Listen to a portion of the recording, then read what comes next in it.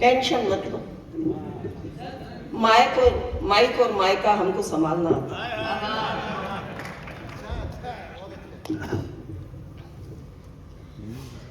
आप सभी को इस मूर्खाणी का प्रणाम।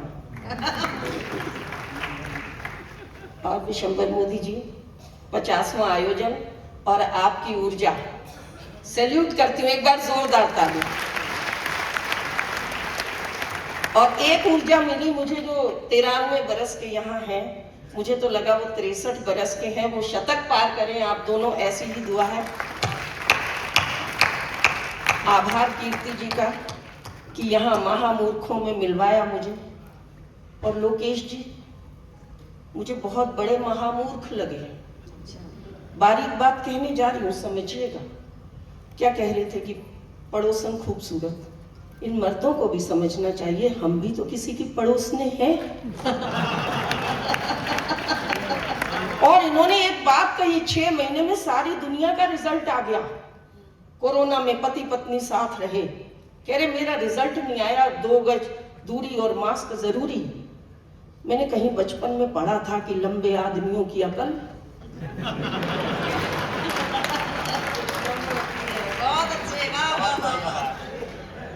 खैर ये सब हंसने के लिए था, बहुत साधुवाद। और रही बात, बड़ी बड़ी बातें कर रहे थे ये पारिक जी, बड़ी बड़ी बातें कर रहे हैं कि कोरोना से इसने बचाया उसने बचाया। जितनी भी यहाँ बैठी हैं महिलाएं, आप सुन लीजिए, कोरोना से जो हिंदुस्तान बचा मोदी जी, उसका सिर्फ एक ही कारण है, और वो कारण है हम महिलाएं। एडवांस तालियां बजा दी। कारण क्यों है वो भी सुनिए। ये पति नामक प्राणी, ये तो टीवी चैनल के आगे बैठे रहते थे और देख देख के मनुष्य शक्ल बना लेते थे न्यूज देख के। और ये हम थी, कभी समोसे बनाए, कभी जलेबी बनाए, कभी भटूरे बनाए कि खा लो, कुछ नहीं होने वाला। हमने हौसला दिया, टेंशन नहीं ली। और मैं तो उस खानदान से हूँ, आदरणीय सरदार भी वहां सामने हैं, जहां हम टेंशन लेते ही नहीं। क्या करना है टेंशन लेके? अगर आप लेना ही चाहते हो तो कार लो, बंगला लो, लोन लो, निकल लो।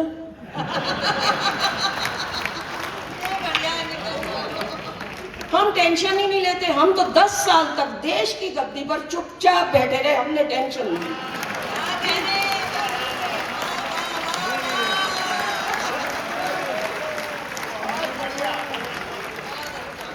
सारे देश ने टेंशन ली, हम बोलो हमने। अभी समय का, अपन टेंशन लेते ही नहीं, कोई जरूरत ही नहीं। और मैं सच बता रही हूँ, ये पति नामक प्राणी हम पत्नियों को बहुत टेंशन देते हैं। सही कह रही हूँ। मैंने कोरोना काल में YouTube देखी, समोसे बनाए, अंदर लेके गई समोसे। पतिदेव न्यूज चैनल चला के बैठे। मैं कहा सरदार जी समोसे खाओ। मनुष्य शक्ल बोले ए देख। मैं कहा की देखा? बोले देख अमेरिका च किन्ने मर गए। मैंने कहा भाड़ में गया अमेरिका, समोसे खा लो। समोसा मुंह में डाला, फिर न्यूज चैनल। मैं सुनने को तरस गई कि कह दो अच्छे बने। बिल्कुल नहीं न्यूज देख रहे। अगले दिन मैंने छोले भटूरे बनाए। सही कह रही हूँ, इतना भटूरा नहीं फूला जितना अंदर गई तो उनका मुंह फूला।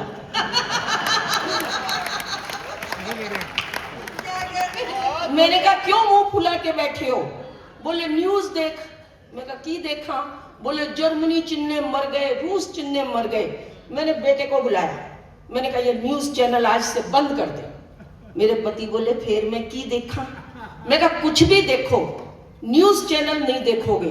तो पति ने बेटे को आवाज लगा दी, काके, हमारे यहाँ बच्चे को काका कह देते हैं, कि काके गल सुन, बात सुन। बोला हाँ डैडी। बोला कोई नवी पिक्चर दे दे, पेन ड्राइव देखना। तो बच्चा भी महान, बोला डैडी पान सिंह तोमर, इरफान खान की बड़ी अच्छी पिक्चर आई है, आप वो देखो।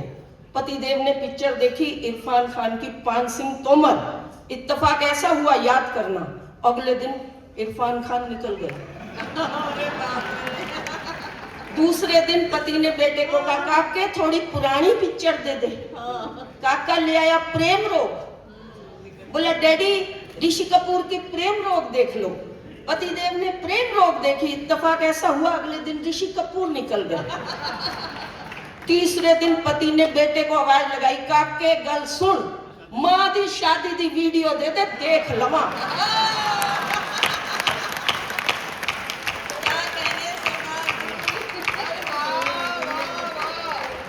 वो दिन आज का दिन मैंने पेन ड्राइव अपने पर्स में ही रखी हुई है। क्यों अपनी ऐसी तैसी करवानी? और क्या, ये पति लोग टेंशन देते हैं पर लेने की नहीं, कोई जरूरत नहीं है लेने की। लेना है तो अपना साड़ी लो, गहने लो, खूब लो, क्या करना टेंशन लेके, और क्या। हाँ बिल्कुल। अब देखो, हास्य के लिए ना ये मूर्ख सम्मेलन आपने कराया। सच कह रही हूँ, दिमाग साइड में रख दो, महामूर्ख बन जाओ, जीना आसान हो जाएगा। जहां हम दिमाग लगा लेते हैं ना, फिर लड़ाई झगड़े होने लगते हैं। बिल्कुल सच बता रही हूँ आपको। और देखिए, बचपन से मैंने पढ़ा, मैं एक स्कूल में प्रिंसिपल हूँ, पहले टीचर रही, बचपन से पढ़ा, हिंदी मीडियम की हूँ, पढ़ती आई, आप सभी मंच वालों को समर्पित करती हूँ। बचपन से मैंने पढ़ा न्यून कोण, सम कोण, अधिक कोण, लेकिन जिंदगी में बिल्कुल कुछ भी कोण काम नहीं आया। सिर्फ एक ही चीज काम आई, वो था दृष्टिकोण।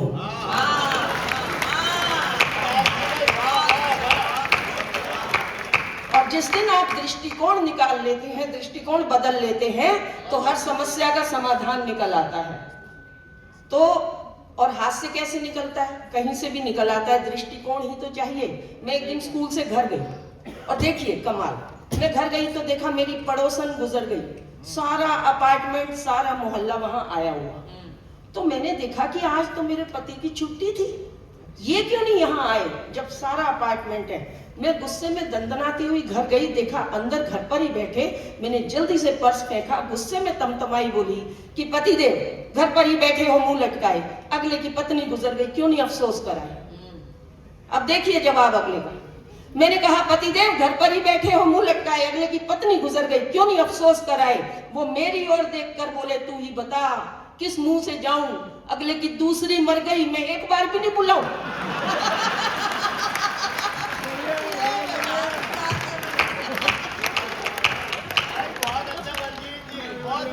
हाँ, तो बिना बात की टेंशन देते रहते हैं ये।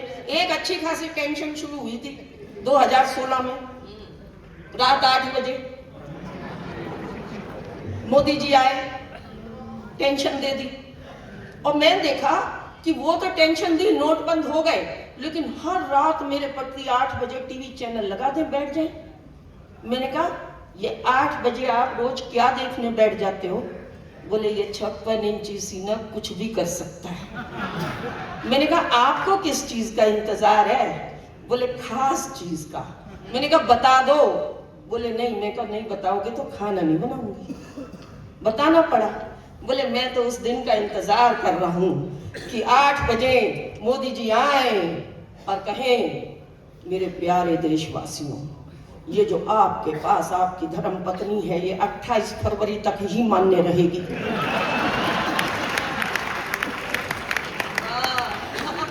पर आप मेरा हौसला देखिए, मैंने बिल्कुल टेंशन नहीं ली। कारण जो पति 500 रुपए का नोट बदलवाने बैंक की लाइन में नहीं लगा, वो 55 किलो की पत्नी बदलवाने कहां जाएगा। और उससे भी बड़ी बात, अब तालियां बजा देना, अगर पत्नी बदलने की नौबत आई तो बैंक तक जाने की नौबत ही नहीं आएगी, सब अड़ोस पड़ोस में ही बदल दी जाएगी।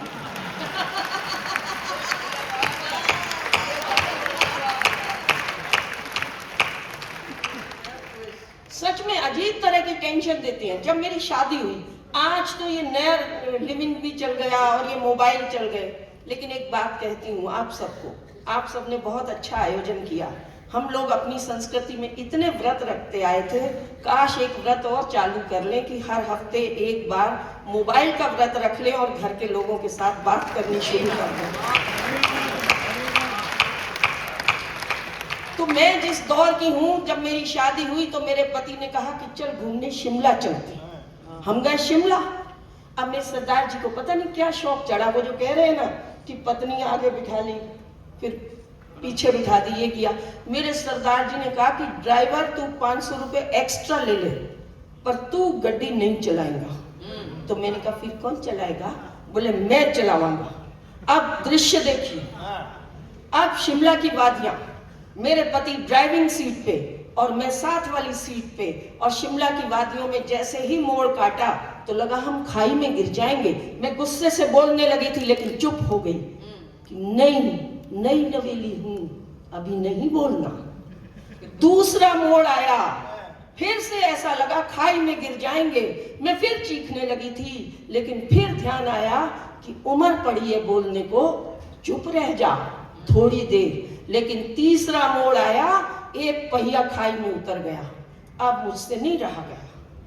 मैंने कहा सरदार जी कैसे गाड़ी चलाते हो, आपको मोड़ काटते हुए डर नहीं लगता? अब जवाब सुनिए सरदार जी का। बोले ले डर क्यों लगेगा, जदों मोड़ आंदा है मैं अखा बंद कर लेंदा।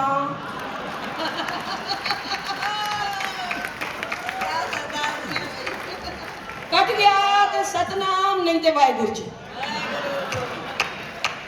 वो दिन आज का दिन गाड़ी भी मैं ही चलाती हूँ, पूछ लो सब कवियों से। हाँ, टेंशन नहीं लेनी चाहिए, मस्ती में रहना चाहिए। और आप बहुत आनंद में, बहुत मस्ती में सुन रहे हैं। आप जैसे श्रोताओं के लिए, आप स्वयं के लिए एक बार तालियां बजा दीजिए। और देखिए आप सब दिल्ली आए होंगे।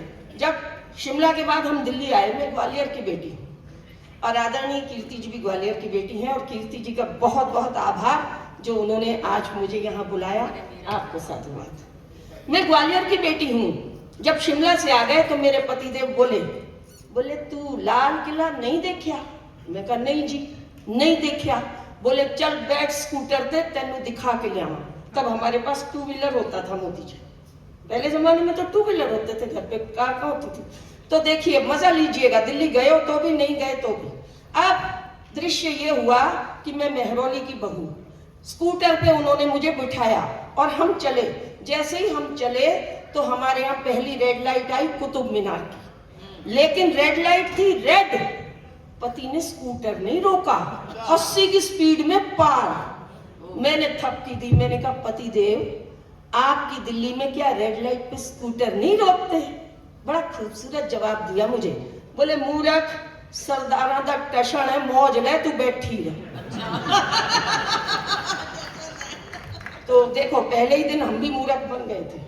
अब अगली लाइट आई अदचनी, इत्तेफाक से वो भी मिली रेड, वो भी 80 की स्पीड में पार। फिर डायलॉग यही मिला कि सरदारा दा टशन है, मौज ले बैठी रहे।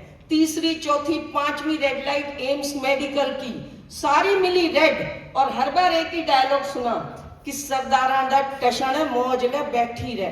10 लाइटों पे मैंने यही सुना कि सरदारा दा टशन है, मूर्ख बैठी रहे, मौज ले। 11वीं लाइट आई आईटीओ की, जो थी ग्रीन। सरदार जी ने ब्रेक लगा दी, चीन ग्रीन पे। हाँ, इतनी तेज धक्का लगा और अब मेरे से नहीं रहा गया। मैं कहा सरदार जी सारी रेड लाइट तो आपने पार कर दी, मुझे उपदेश दिया, और जहां लाइट ग्रीन मिली वहां रोक दी। तो मेरी तरफ देख के बोले मूर्ख, दूसरी तरफ से मेरे जैसा सरदार टशन में मौज लेता आ गया तो एक्सीडेंट नहीं हो जाएगा।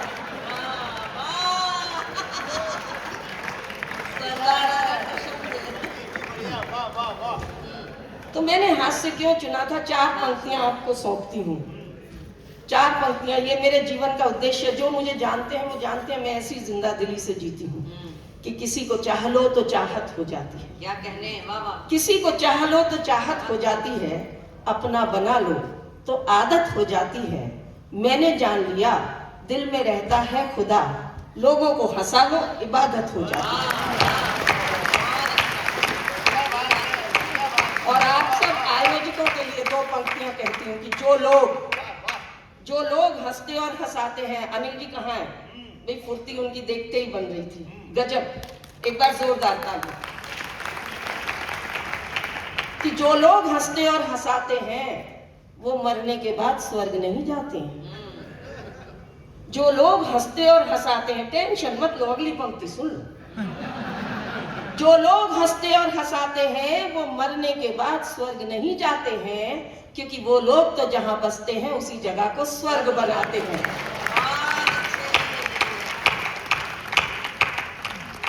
और 4 दिन पहले मेरी और मेरे पति की हुई जोरदार लड़ाई। पति ने भगवान को गुहार लगाई, बोले तंग आ गया हूं ऐसी पत्नी से, तू मुझे उठा ले, मैं कौन सी कम थी। मैंने कहा हे भगवान, मैं भी तंग आ गई ऐसे पति से, तू मुझे बुला ले। पति बोले भगवान जी मेरी एप्लीकेशन छोड़ दे, इसकी लगा ले। हाँ, पर हम दोनों पति पत्नी इसी तरह लड़ते झगड़ते जिंदगी गुजार लिया करते हैं। हम दोनों एक दूसरे से नहीं, उस ऊपर वाले से डरते हैं। वो जैसे चाहे डुगडुगी बजाता है, वो जैसे चाहे सबको नचाता है, सिर्फ और सिर्फ उसी के हंसाने से हंसती है ये दुनिया, वरना इस दुनिया में कोई नहीं जो दूसरों को हंसाता है।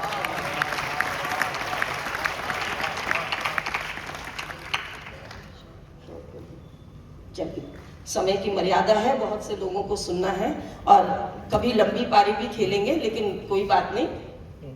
हाँ, अब देखिए, आपने यहाँ बोर्ड देखा, मैं बात तो आपको बता रही हूँ पर दिल्ली की, और अब मेरे नाम के नीचे लिखा है फरीदाबाद। ये भी पति नामक प्राणी के कारण हुआ।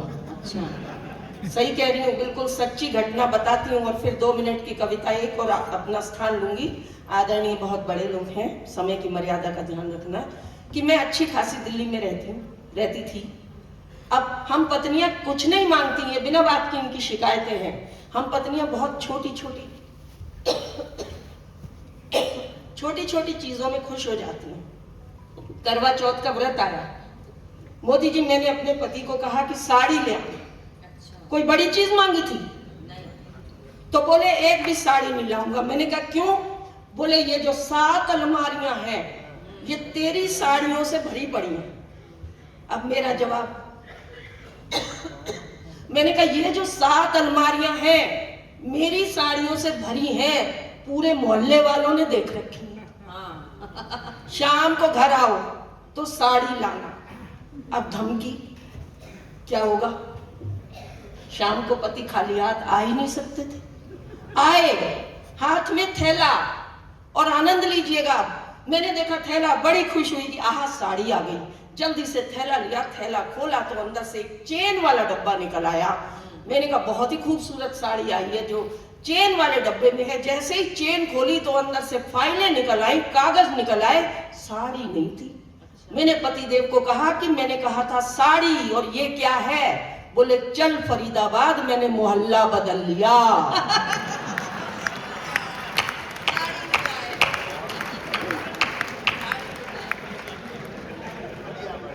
तो बस इसी तरह हंसते मुस्कुराते रहिए, लेकिन संस्कारों की भी कहीं ना कहीं बात हो जानी चाहिए। हम जब एक तरफ हास्य लिखते हैं तो एक दूसरा पहलू भी होता है। बहुत सी बात आज हमने की कि जनरेशन गैप की, तो बिल्कुल 1.5 मिनट की छोटी सी कविता आप सबको सौंपती हूँ। जितना प्यार हास्य को दिया उतना ही इसे भी दीजिएगा, क्योंकि जनरेशन गैप हर पीढ़ी में रहा, लेकिन इस पीढ़ी में ज्यादा रहा। सही बात। और इस पीढ़ी के पास मोबाइल है, तो मैंने देखा कि लोग मोबाइल पर अपनी माँ का फोटो चिपका देते हैं और लिख देते हैं हैप्पी मदर्स डे। लेकिन मैंने वो कविता उस दिन लिखी, और क्या लिखी आप सबको सौंपती हूँ आदरणीय कि ढूंढ रही हूँ वो बच्चे जो मदर्स डे नहीं मनाते थे। ढूंढ रही हूँ वो बच्चे जो मदर्स डे नहीं मनाते थे, पर माँ जब भी आवाज दे हाँ माँ कहकर दौड़े चले आते थे। कि ढूंढ रही हूँ वो बच्चे जो मदर्स डे नहीं मनाते थे, पर माँ जब भी आवाज दे हाँ माँ कहकर दौड़े चले आते थे। शायद बैटरी वाली कारें या मोबाइल नहीं थे उस वक्त, इसीलिए शाम को बच्चे पापा की पिद्दी पर घोड़ा बन चढ़ जाते थे। ढूंढ रही हूँ वो बच्चे, और शायद रुपए नहीं सिक्के मिला करते थे जेब खर्च। हमें तो सिक्के मिले, आप सब भी याद कीजिए कि शायद रुपए नहीं सिक्के मिला करते थे जेब खर्च, इसीलिए बच्चे पैसों का वजन ज्यादा समझ पाते थे। और अब जो कहने जा रही हूं, अगर लगे कि ये हर घर की कहानी है तो हाथ खोलिएगा कि शायद ऑनलाइन पिज्जा बर्गर भी ऑर्डर नहीं होता था उस वक्त। शायद ऑनलाइन पिज्जा बर्गर भी ऑर्डर नहीं होता था उस वक्त, इसीलिए बच्चे माँ का परोसा ही खा जाते थे। शायद सादा ही था खान पान, आंखों पर बच्चों की नहीं थे चश्मे। सादा ही था खान पान, बच्चों की आंखों पर नहीं थे चश्मे, इसीलिए माँ के आंसू उन्हें जल्दी नजर आ जाते थे।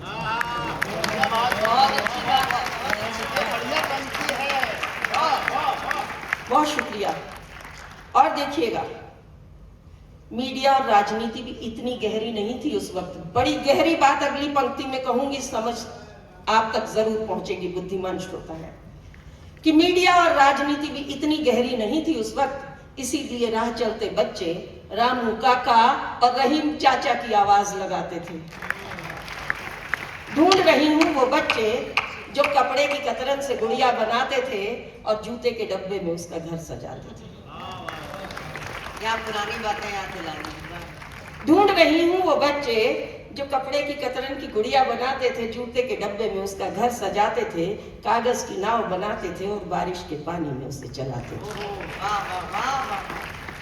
और अगली पंक्ति देखिएगा, कविता समापन की ओर ले जा रही हूं, कि बेशक पढ़े लिखे नहीं थे पर अनपढ़ नहीं थे माँ बाप। बेशक पढ़े लिखे नहीं थे पर अनपढ़ नहीं थे माँ बाप। दूर दृष्टि रखते थे, वो कमरे में बोनसाई नहीं आंगन में पेड़ लगाते थे।